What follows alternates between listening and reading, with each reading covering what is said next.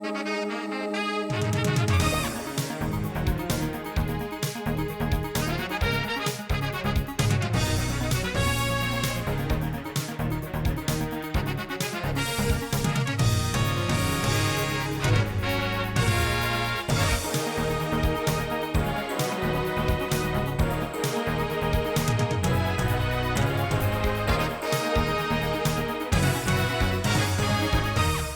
the Tech Museum of Innovation, in the heart of the Silicon Valley here in San Jose, California. I'm Mark Albertson. And I'm Christina King. And welcome to Tech Closeup. People of all ages come to this museum to learn more about the history and the future of technology. And that's why we're here, of course, because technology, hey, that's what Tech Closeup is all about. Today, we'll explore the exciting world of robotic-aided surgery, where new technologies let doctors repair the human body in ways never seen before. We'll roll with the riders at the Great America Amusement Park and find out how high-tech tools are keeping customers happy and safe. And we'll gaze into the crystal ball with PG&E and IKEA to see how they're teaming up to save energy. All of this plus the guru of gigabytes himself, our very own Rob Enderling. All coming up in this edition of Tech Closeup. You know, here at the Tech Museum, they've got exhibits like this that show off some of the new technologies that revolutionize surgery. Fortunately for me, this is just a dummy. But you know, if you've ever had surgery, you know that one of the worst parts is the recovery. It can sometimes take weeks or months to feel better.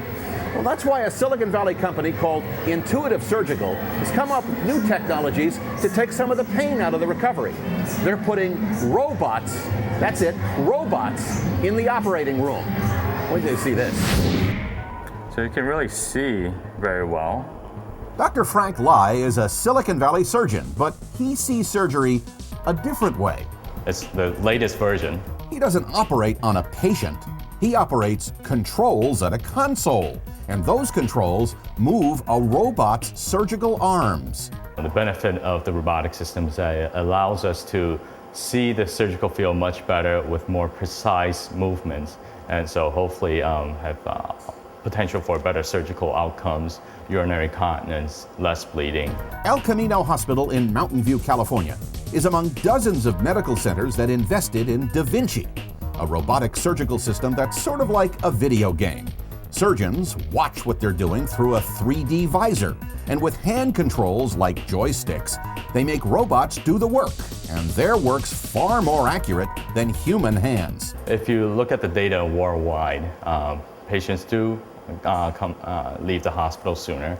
They use less narcotics. We have urologists, we have gynecologists, cardiac surgeons, general surgeons, pediatric surgeons, and we even have some surgeons in the ENT area now using robotics. Silicon Valley's Intuitive Surgical built its first operating room robots over 10 years ago. Now it owns the market. Nobody else makes them, and they haven't stopped. Intuitive just unveiled its newest Da Vinci that adds high-definition video to give surgeons a real-life look. And it really allows surgeons to perform very complex surgery, perform it better, faster, in many cases, and easier. I have to say that this feels like I'm playing a video game.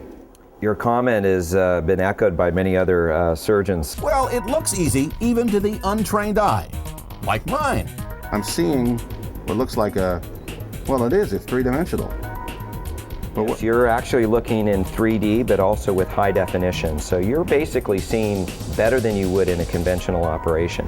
Of course, this is just a training room. Here, you only operate on rubbery toys. Wow, it's like being there. That's really something.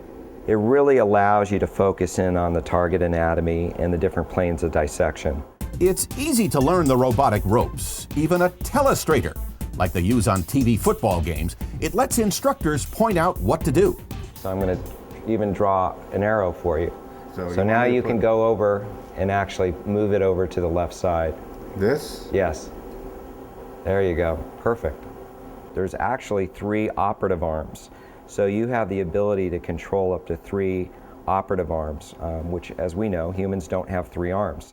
These arms twist and turn like a human wrist.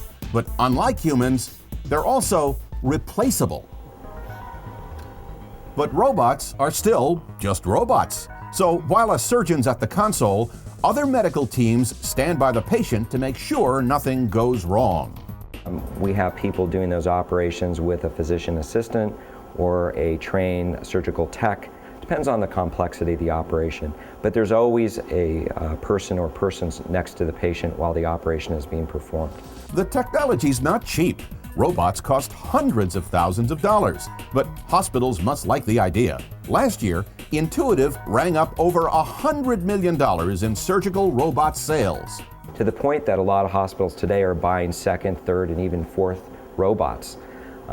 We would not be seeing that kind of growth if the technology was not cost effective. Eventually, I think they're talking about putting the system into being wireless, so that would be great. And I'm sure as time goes on, the instrumentation will be smaller and smaller, and so hopefully the keyhole size incision we do, maybe it will be even smaller than that. For now, the FDA only allows robots to perform a limited number of surgeries. But as medicine goes more and more high-tech, expect robots to go into a lot more operating rooms.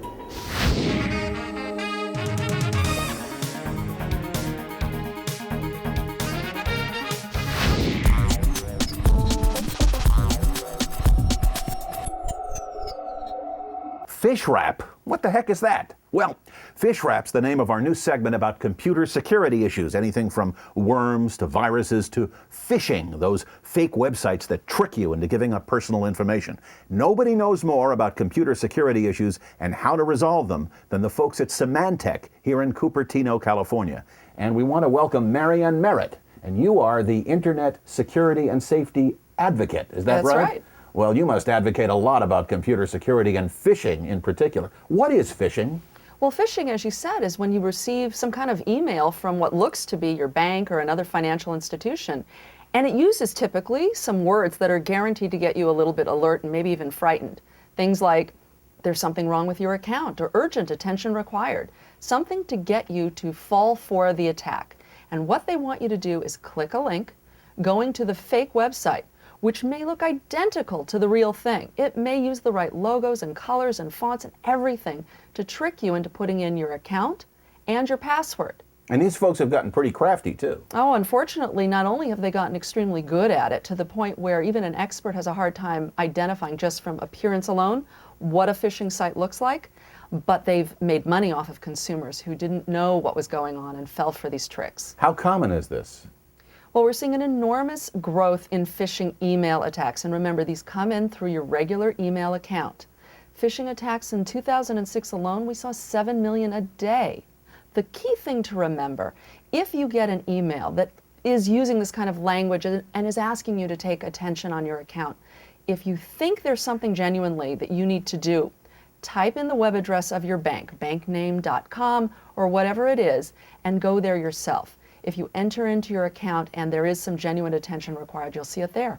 Now, is there anything in particular that stands out in a phishing website that would give you a red flag that, hey, this is something that's a fake? I wish I could say there is. It used to be they typically had spelling mistakes, grammatical mistakes, the logos looked wrong, but they've really gotten quite good at what they're doing. If you fall for a phishing attack and you go to one of these websites, enter in the amount of information required to access your account, they can wipe you out within a matter of minutes, and it's happened time and time again.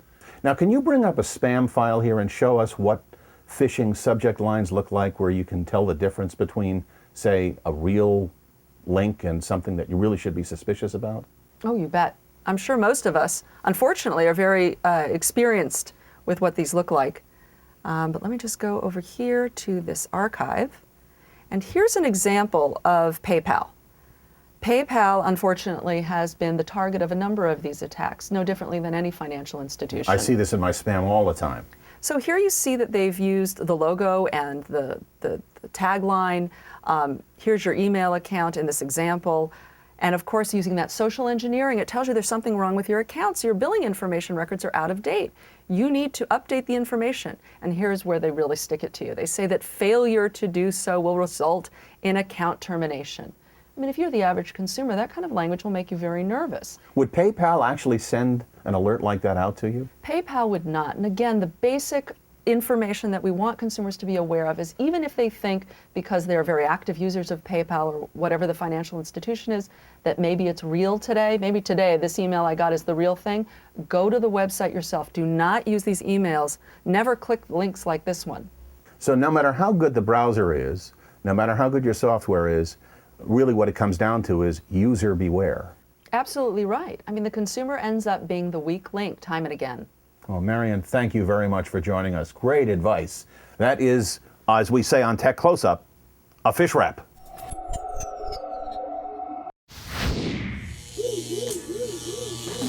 What does URL stand for? It's computer lingo. URL, what is it?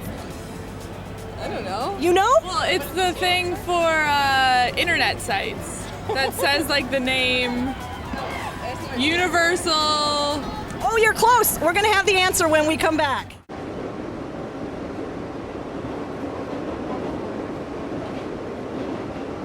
One, 2, 3, 4, 5, 6, 7, 8, 9, 10.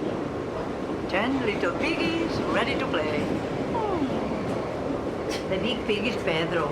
Pedro Piggy. He's the big piggy. Everyday moments can become teaching moments because learning starts long before school does. Give your child the start they need at bornlearning.org. Uniform resource locator? That's what URL is. It's the address of a specific website or file on the internet. Wow, that's amazing. You know, if you want to save energy, it's a lot of work. And of course, it helps if you've got some technology to make the job a little bit easier. Well, that's why when we heard about a major retail chain that reported incredible reductions and how much energy it drew from the California power grid, we just had to take a look. Step into a large retailer like IKEA these days, and you'll find lots of attractive merchandise, special sales, even automated cart delivery.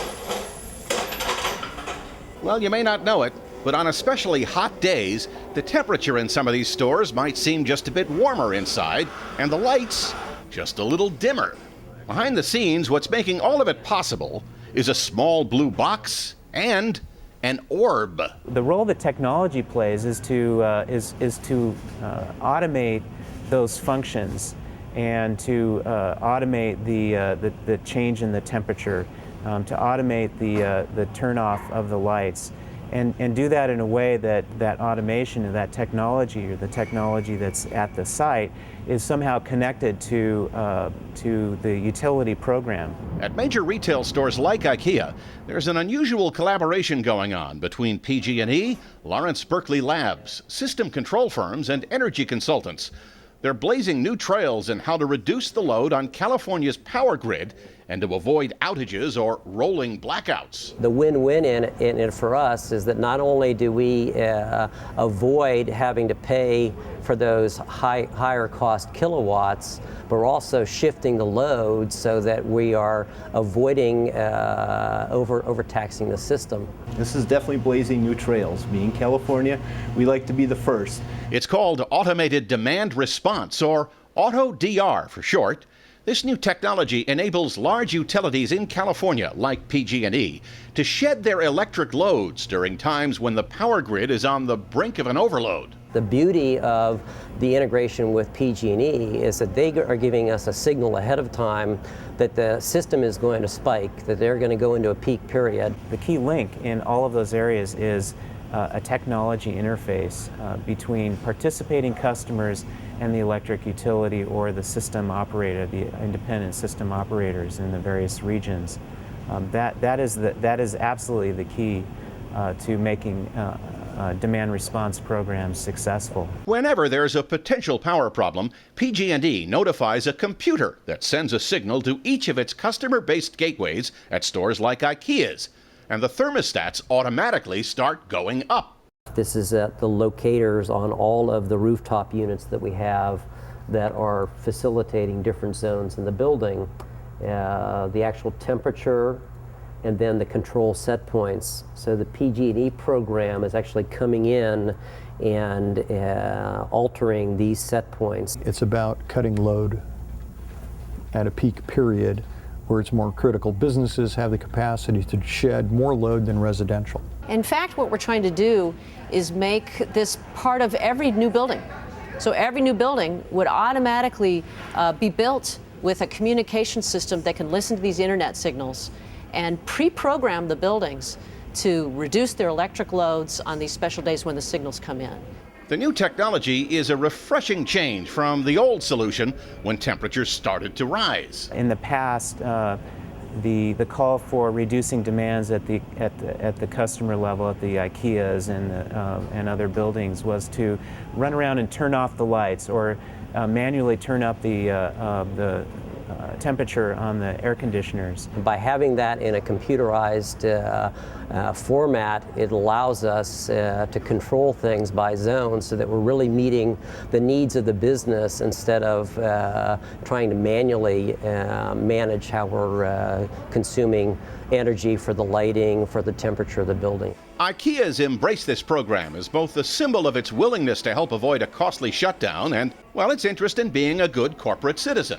Well, IKEA has been wonderful as a collaborator, helping us understand how hard is it, what do people think of it, can they do it repeatedly, can they do it year after year. So we do it with innovators, and then we try to generalize it to bring it out to more. What looks like a crystal ball is actually an important visual symbol for PG&E customers who are part of a sophisticated wireless notification system whenever a reduction on the power grid is needed. These energy orbs were designed back in 1995.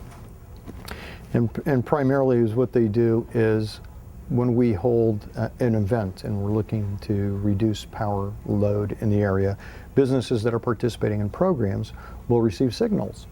The day of the event, and during noon and 6, typically, is when the orb will turn red, which will let you know that there's an event in progress.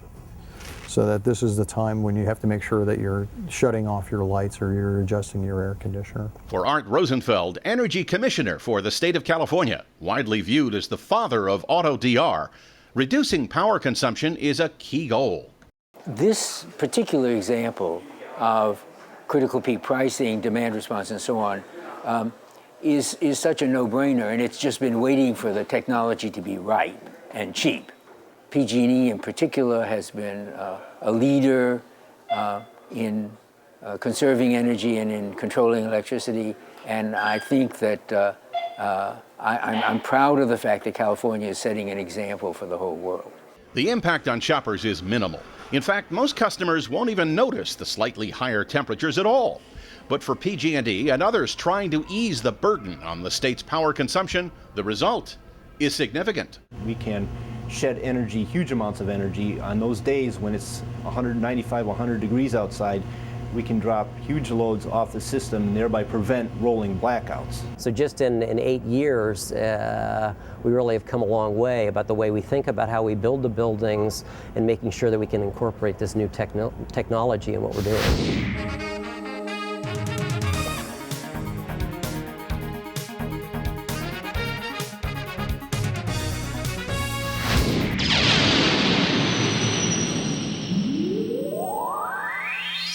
So you like to move in fast circles. You like power. Baby, this is for you. Right here. This is what I'm talking about. Look at this puppy. Look at this gigantic Quadzilla. This thing is the real deal. And Rob Enderle is here today to talk with me about the difference between Quadzilla and some of the lesser models. Well, not so much lesser. These are the two top performing machines that exist in the market today. Yeah, top performing machines that exist in the market today. You mentioned Quadzilla. That's AMD's offering. That has two dual-core processors. Now remember, as we started off in PCs, we talked about megahertz, and the faster things went, the more megahertz they had. And unfortunately, one of the engineers came up with the thought that if we kept going this way, sooner or later the heat was going to come out of these things was going to exceed the heat at the center of the sun, and that's going to be a problem for most of us. to put into our living room. That would be a problem. So instead of going out that way, they actually started to add more cores, and cores are like processors, or another way to put it, it's like cylinders in a car. And while you're explaining that, speaking of core, I like the way this puppy looks on the side because you get to see the quote-unquote core. That core, that's right, that core, the guts of the machine. So this has twin dual-core processors. That has 4 cores. Think of it kind of like a V4 engine. So what cores give you is it allows you to do the same kind of work at the same time in each core. So you can be doing a virus checker on one core, you can be watching a movie on another, you can be doing email on a third, and all the time you're getting full performance. So typically, you know, on your current machine, I like that. If a virus checker kicks off, you notice it kind of slows down. If a backup event kicks off, you notice the machine kind of slows down. Well, with this, you've got 4 cores. You can be doing pretty much anything you want, and it'll still work well. And on top of the 4 cores, which makes this the Quadzilla, it actually can take up to 4 graphics cards. So you can have 4 processor cores and 4 graphic cards in this, and so you can do things in games, in graphics, that you couldn't even imagine you could do before. This is the fastest thing. If you're a multitasker. That's right. This is really the fastest machine in terms of graphics that you can get on the market today. But now, as we move into the future, Intel looked at what AMD did and said, we can probably do a little bit better. So they came up with the idea of a V8. Now this has 4 cores. This now jumps us to 8 cores. Instead of having twin dual-core processors, this has twin 4-core processors. So now everything this can do, at least in terms of processing, this can do twice of. Does it sound go up to 11? Pretty much 12 or 13. It's a good old movie. So this is much more powerful. But the trade-off right now with this is it only has 1 graphics card. So you can get 1 dual-core graphics card on this, but you can't get near the graphics performance this has now. So it just depends on what kind of work you're wanting wanting to do. Yeah. So really quickly, let's finish with cost. The cost. This is really the cutting edge of performance. This thing's going to cost you upwards of $5,000 to $10,000 to buy. So this is not an inexpensive machine as it's equipped. All right. This is about half the price. You can get into one of these for closer to $2,000 to $4,000 depending on how it's equipped. And as I say, this will probably provide you with all the performance you need today. This is really more for the kind of person that's doing scientific work at home or major kinds of calculations. But prices will come down dramatically, and in the 4th quarter, we'll have these guys going against each other at around $3,000. All right. Now, I hope next year we can check in with you and find out, you know, if we are up to our armpits. Yeah, armpits of performance. Yeah, that's right. And whether the power company loves me or hates me. I know. We'll find out soon enough. You can log on to techcloseup.com and find out more about the V8 and the Quadzilla. It's very easy to do. Thanks for joining us for Fast Forward.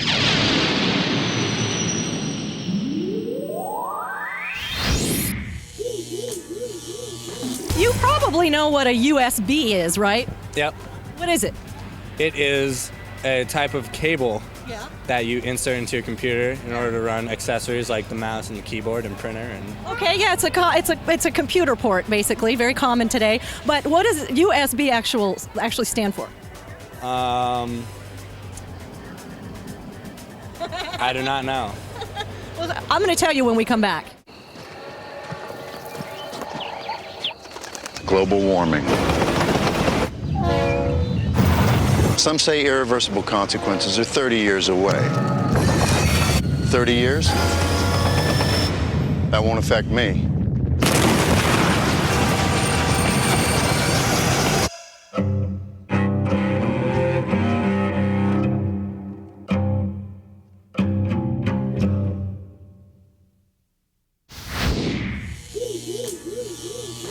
USB stands for Universal Serial Bus. Correct! This is so cool. This is actually an exhibit at the Tech Museum where kids can literally design and sort of, ride their own roller coaster. Pretty cool, huh? Actually, when you think about it and you step into any large amusement park these days, you're stepping into an advanced high-tech world and you don't even know it.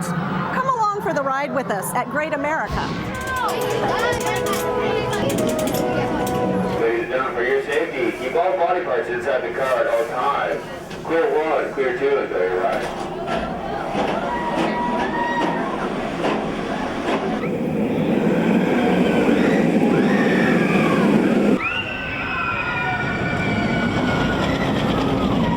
It's a beautiful day here at Great America in Santa Clara, California. It's a theme park packed with fun, exciting rides, interesting characters, and a lot of technology behind the scenes to keep it fun for you and safe. It's no surprise that the faster the ride, the more popular it is. No wonder roller coaster Top Gun packs them in. My favorite ride, honestly, has to be Top Gun. Yep, Top Gun. Yeah. You love Top Gun. Do you know that there's a lot of technology behind that? Yeah. We figured, I mean, since all the talk that they do on the ride, I figured it must be something technical. What they don't know is that every twist up there comes with its own set of twists down on the ground.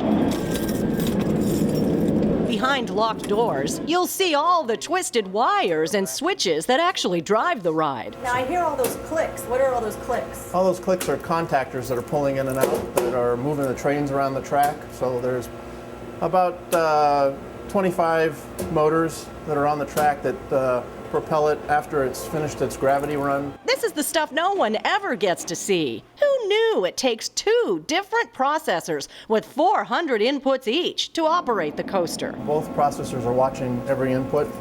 They have to agree on those inputs to give an output. A lot of it's done in logic. With this system, they actually exchange the information between processors, not over a network, but they do it off of the TTL cards.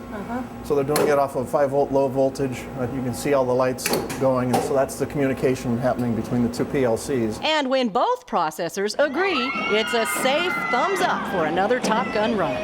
It takes a lot to make sure that people not only enjoy their rides, but they also have the safest experience possible. So there are all sorts of fail-safe mechanisms that we have built into it to ensure the guest safety. Those fail-safe mechanisms are a bit different on the other side of the park, where water rules. Boomerang Bay Water Park opened inside Great America in 2004, offering guests more for their money. And the latest edition is about to make a splash. We're looking at around 355,000 gallons of water that goes through the feature.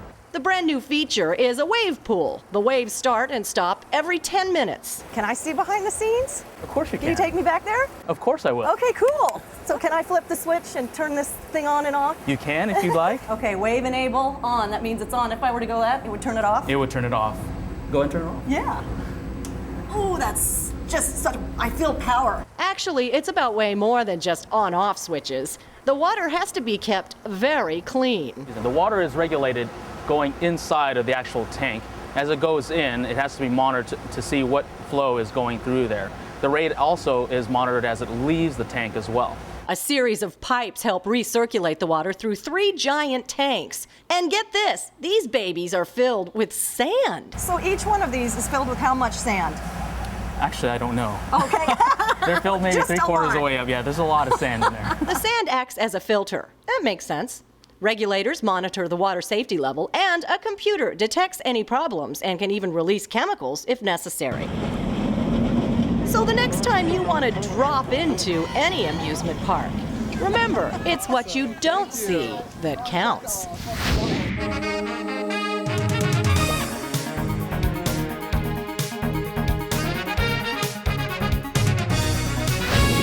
That's Tech Close-Up for this week. Go to techcloseup.com and find out more about what you learned today, and also give us your feedback. Thanks for joining us. I'm Mark Albertson. And I'm Christina King. Remember, if you want to stay connected to the technology that drives this world we live in, well, then join us next time for another edition of Tech Close-Up.